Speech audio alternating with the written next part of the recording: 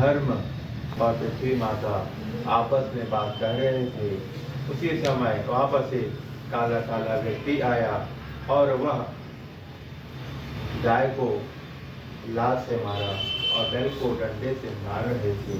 उस समय महाप्रतापी राजा परीक्षित जी महाराज आ गए। उन्होंने कहने लगे, हे दुष्ट, हे मनुष्य, तू कौन है और तू मेरे नगर में आकर इन बेजुबान जानवरों पे अत्याचार कर रहा है? इस प्रकार कहने लगे। तब उन्होंने कहा, उस व्यक्ति ने कहा कि हे महाराज, मैं कलयुग हूँ। भगवान श्री कृष्ण की जी के चले जाने के पश्चात द्वापर युग समाप्त हो गया है और कलयुग का आगमन अर्थ मेरा आगमन हो गया है।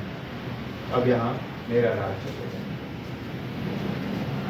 तब परीक्षित जी ने कहा कि अधर्म, पाप इत्यादि पीड़ा यह तुम्हारे आने से अत्यंत बहुत ही ज्यादा बढ़ जाएगी, इसलिए मैं तुझे मेरे जीते जी तू मेरे इस राज्य में नहीं आ सकता। इस प्रकार बोले। तब युग ने कहा कि हे भगवान, हे राजन, तब मैं कहाँ जाऊँ? अब आप ही मुझे बतलाइए। तब परीक्षित जी ने कहा, मैं तुझे रहने के लिए 4 स्थानें देता हूँ, उसे तू सुन।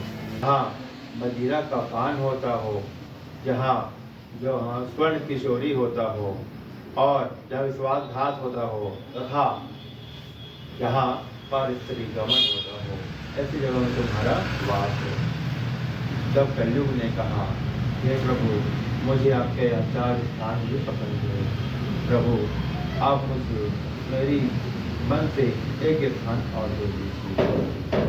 तब परीक्षित ने कहा, मांगो तुम्हें चाहती कौन से स्थान चाहिए?